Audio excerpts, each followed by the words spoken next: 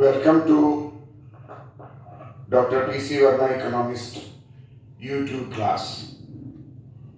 In this class, we will try to learn the concept of aggregate supply in macroeconomics. We all know that in macroeconomics, aggregate demand and aggregate supply model is popularly known as ASAD model in developed countries like USA, UK, European countries. This is one of the macroeconomics adjustment mechanism to restore equilibrium in the economy. In capitalist economy, as we know that there is a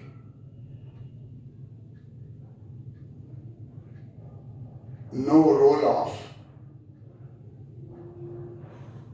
government control, coercive method of government. The stop means a stop.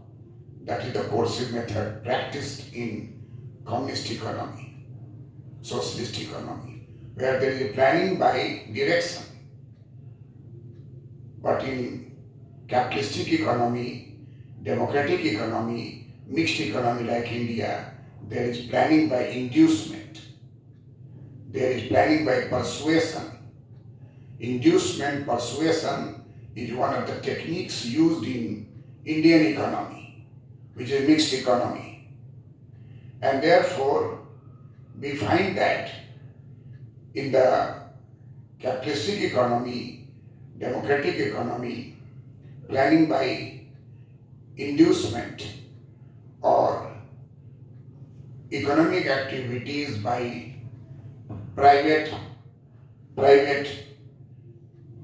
investments, private entrepreneurs play important role. They always feel that positive shocks and negative shocks are coming in the economy and creating depression, recession by negative shocks and inflationary tendency due to positive shocks. We all know that both positive shocks and negative shocks are illustrated with the help of aggregate demand shocks and aggregate supply shocks. This may be known as supply shocks and demand shocks in the economy.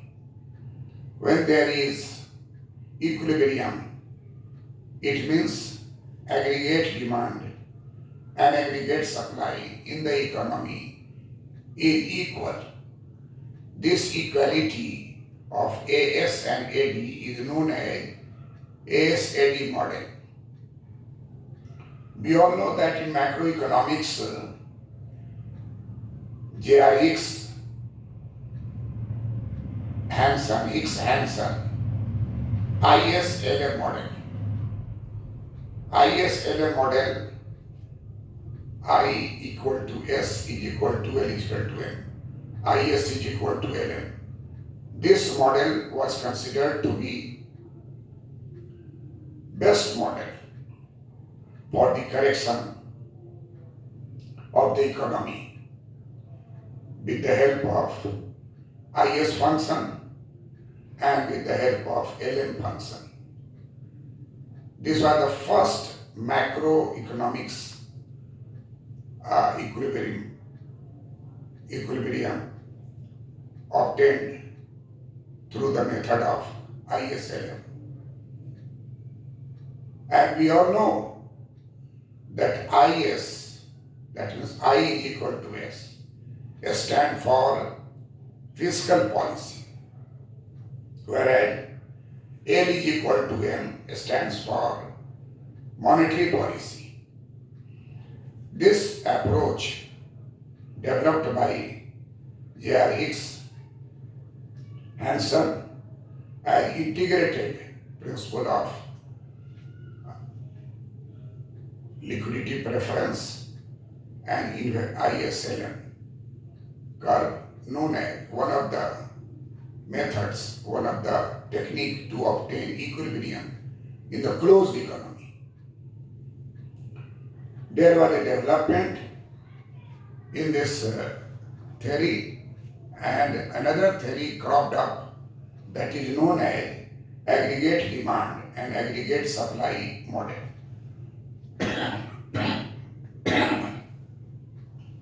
This is popularly called as aggregate supply, aggregate demand model in US economy. In Indian economy, demand term comes first, aggregate demand equal to aggregate supply model. But when you see any US model, there they speak like ASAD model.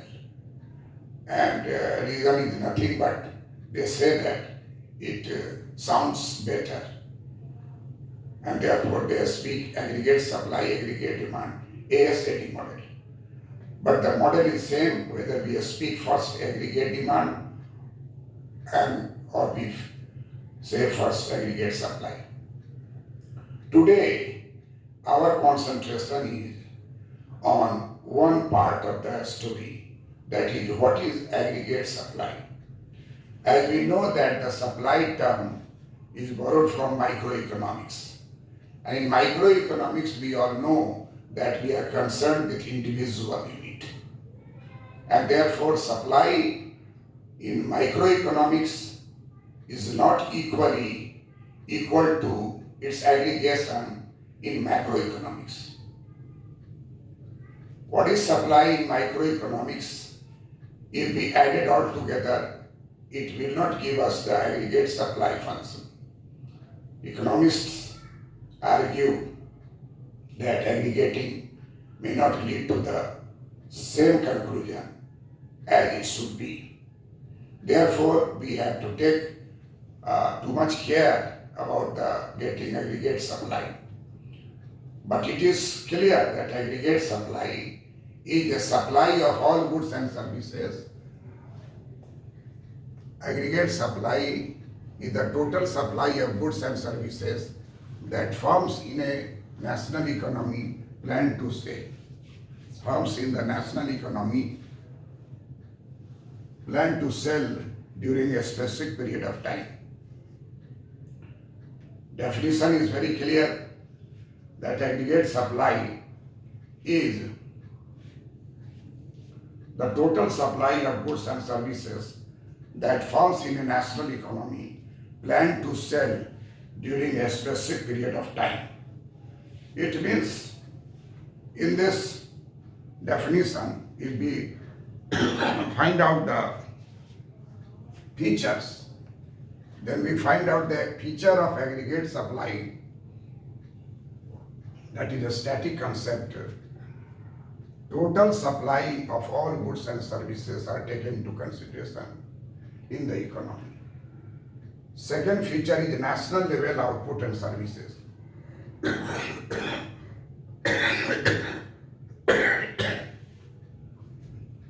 Third feature, that supply is connected to with the willingness to supply motive, that every firms are willing to supply. Every firms are willing to supply goods and services in the economy, and therefore willingness part is incorporated in it. Then fourth feature is price level is given for the firm. In macroeconomics, when we talk about the price level, that price level is given to the firm. And these are the features of aggregate supply curve.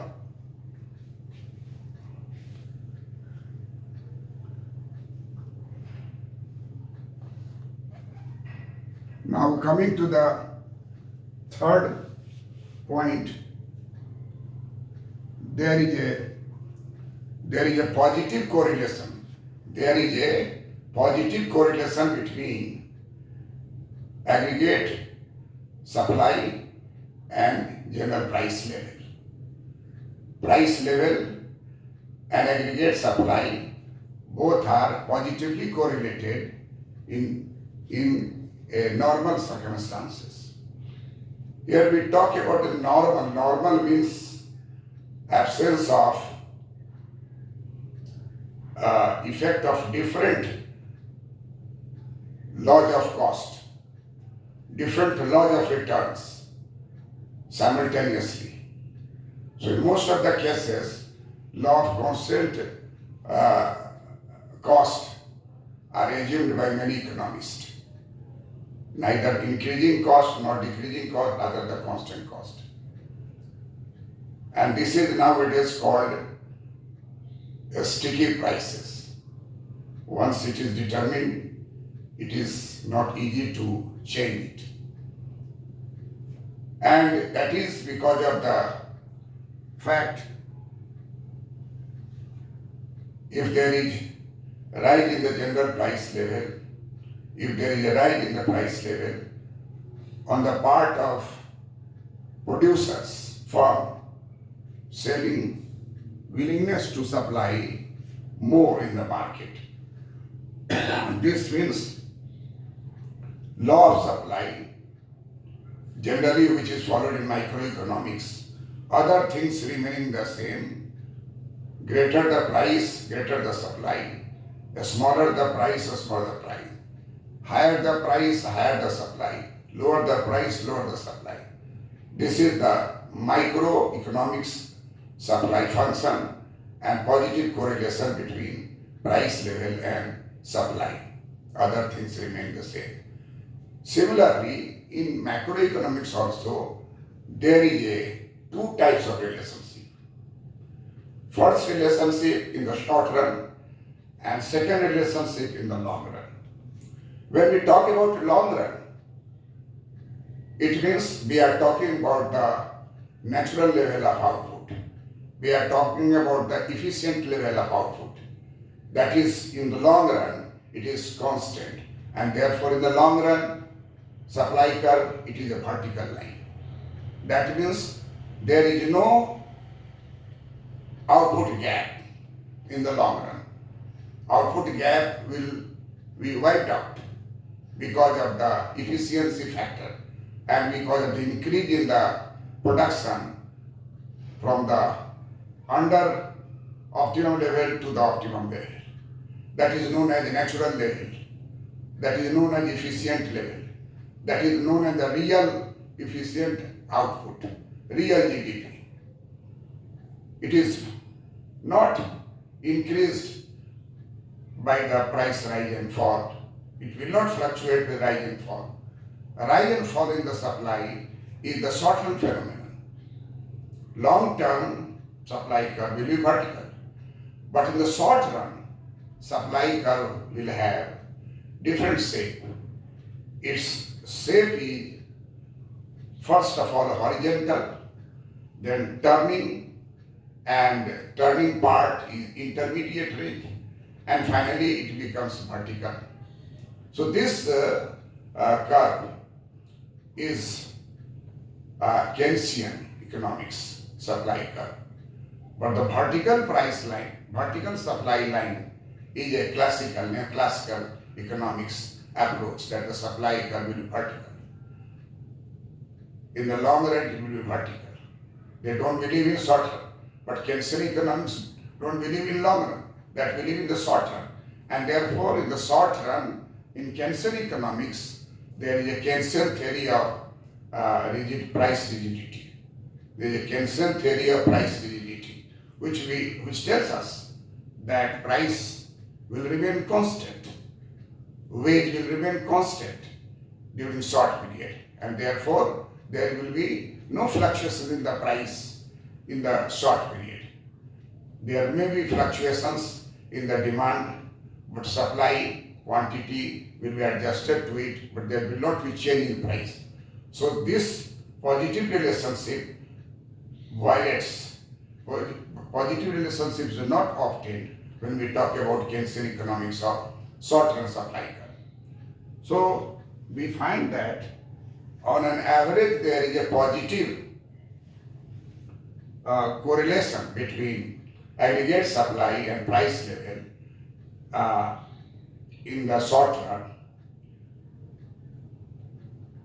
in the second phase.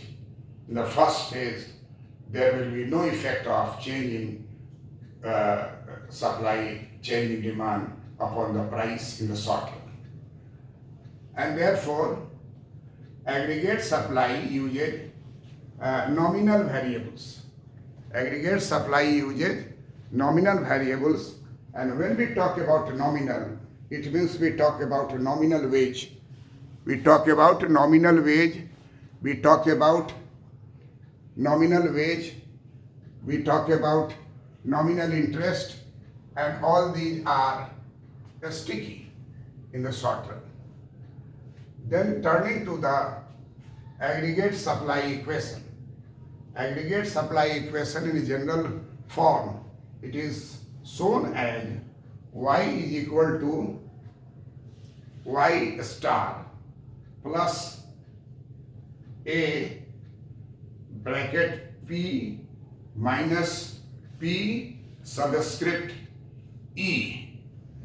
This equation tells us that aggregate supply will be represented by production of the economy. Production in the economy is termed as Y, and that is also termed as aggregate supply. So this is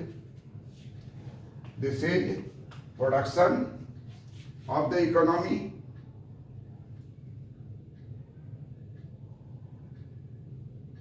or aggregate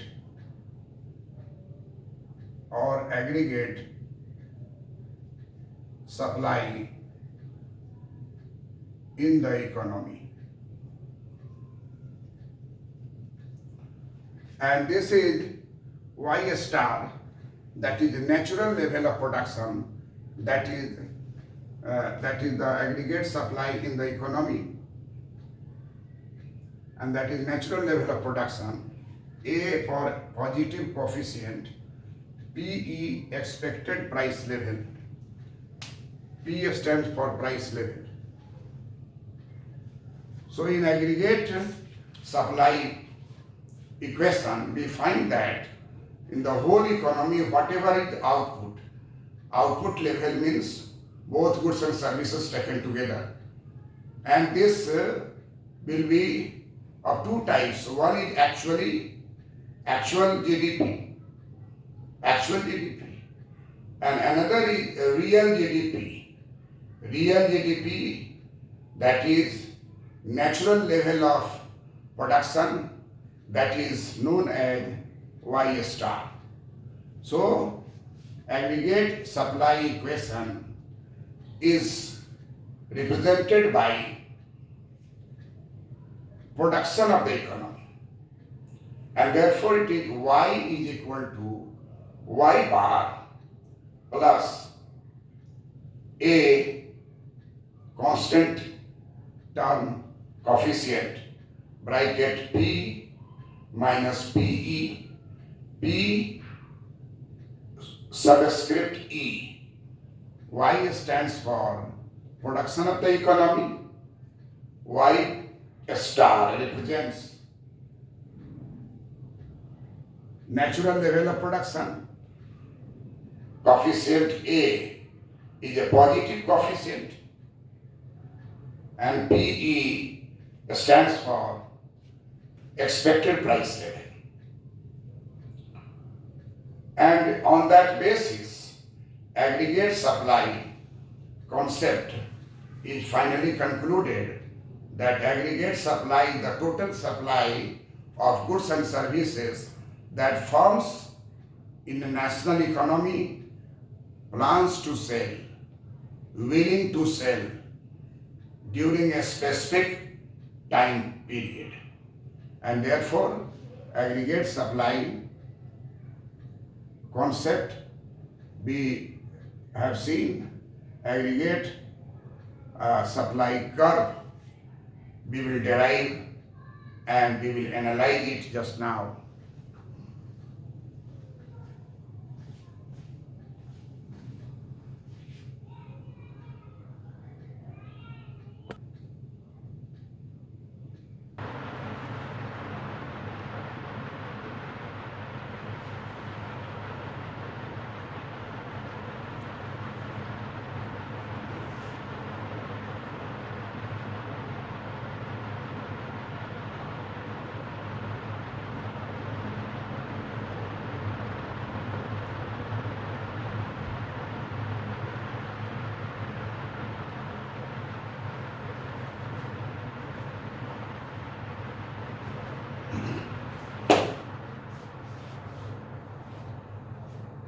Now, we have already examined the concept of aggregate supply, and now we are watching aggregate supply curve.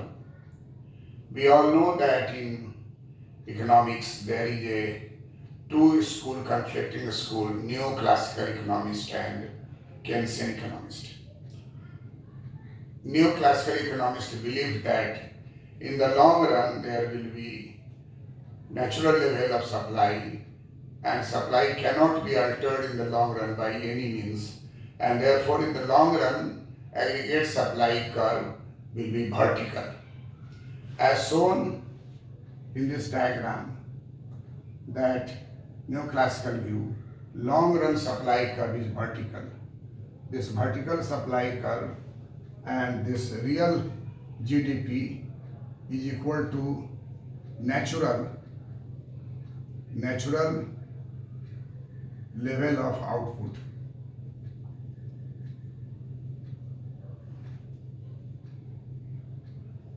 And it may be taken as full employment level of output.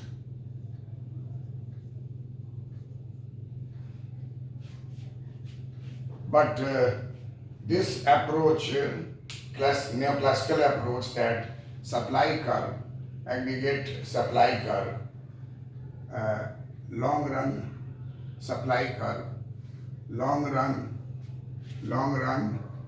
aggregate supply curve, long run aggregate supply curve, long run aggregate supply curve is vertical, whereas long run aggregate supply curve, long run aggregate supply curve is vertical in neoclassical sense, but it is in Keynesian sense, it is horizontal over short period. And this turning point is termed as intermediate.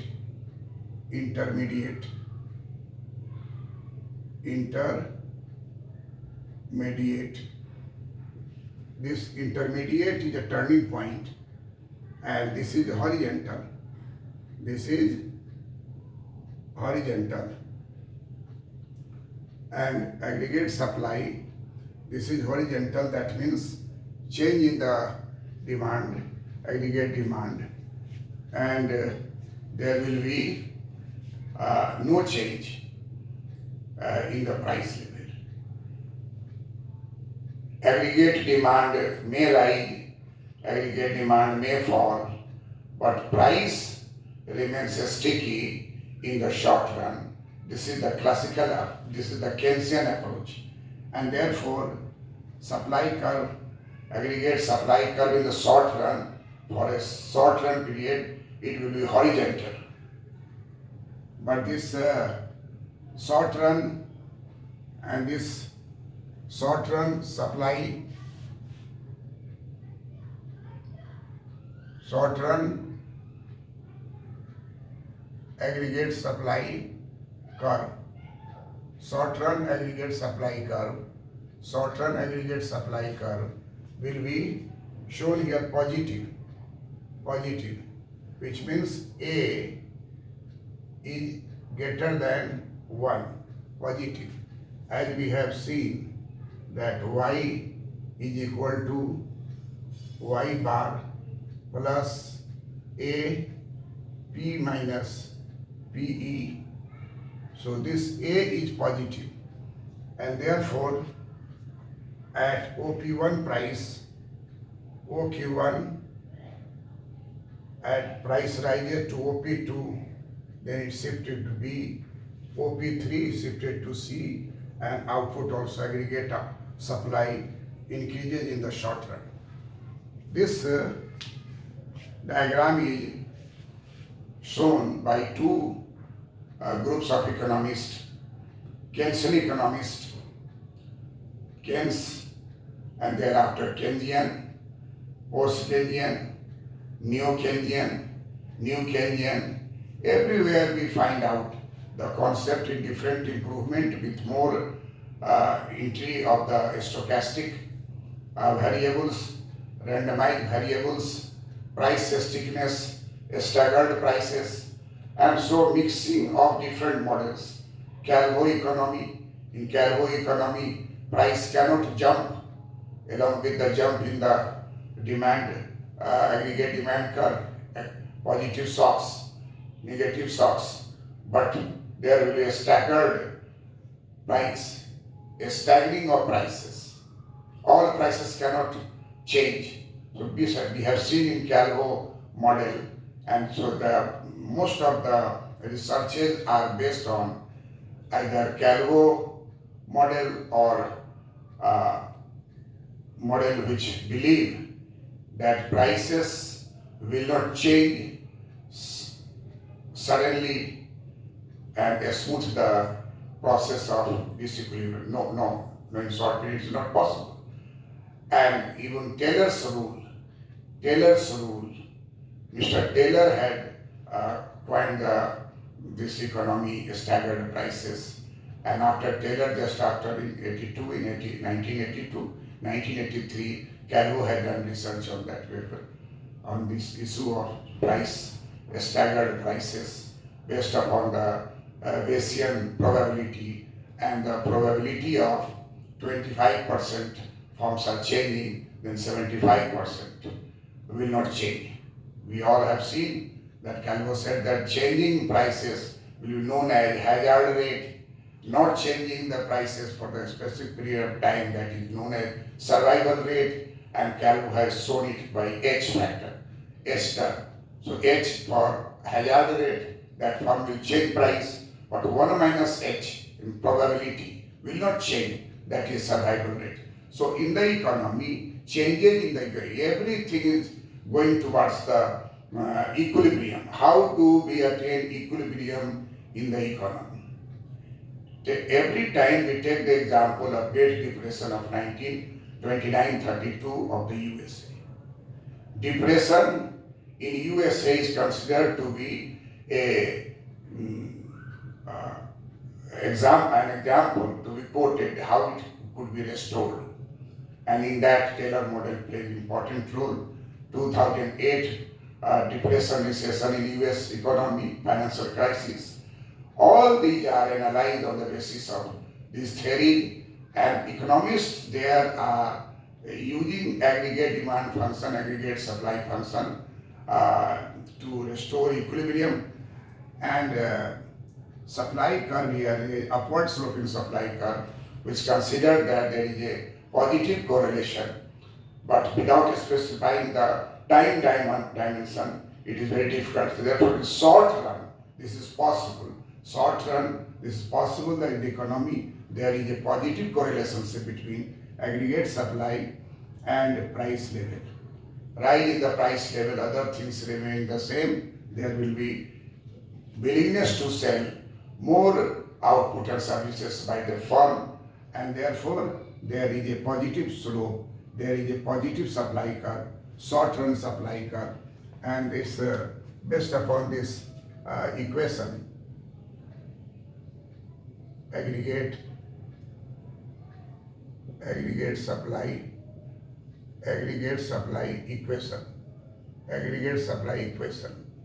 and this is short run aggregate supply, short run aggregate supply. So what we find out here, that in the short run, it is now clear that in the short run there will be positive relationship between aggregate supply and the price level. Higher the price level, higher will be the aggregate supply, more willingness among the firms to sell more output and services in the economy, national economy. And in the long run, there is another conflict that can suggest that there will be under full employment equilibrium. In classical model, in neoclassical model, there is a long run analysis and which considers that all resources are fully employed. There is no leftover, and therefore long run aggregate supply curve will be vertical. This vertical aggregate supply curve represented here, that is full employment level output, real GDP, natural level of output, and it is said that here 4.5% unemployment. 4.5% unemployment exists as natural unemployment.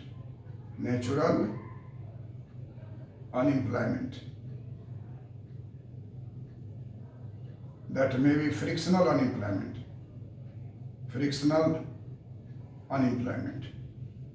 That is frictional unemployment. Frictional unemployment means factors of production, labor are shifting from one job to the another, technocrats shifting from one job to the another, and this shifting of this workers, that will known as frictional unemployment.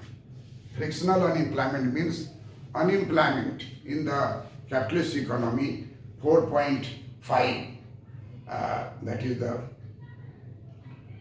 considered to be full employment and unemployment, frictional unemployment, natural unemployment coexist. Samuelson's model are there, and therefore if vertical supply curve, aggregate supply curve is established, then we find out that before that 4.5% there is frictional unemployment, natural unemployment that exists even at there is a full employment level. So now we will shift to shifting of the aggregate supply curve because of the different shocks, demand shocks, supply shocks, and other shocks are there. But why does aggregate supply curve shift? Depends upon certain types of shocks which we are going to analyze just now. Thank you.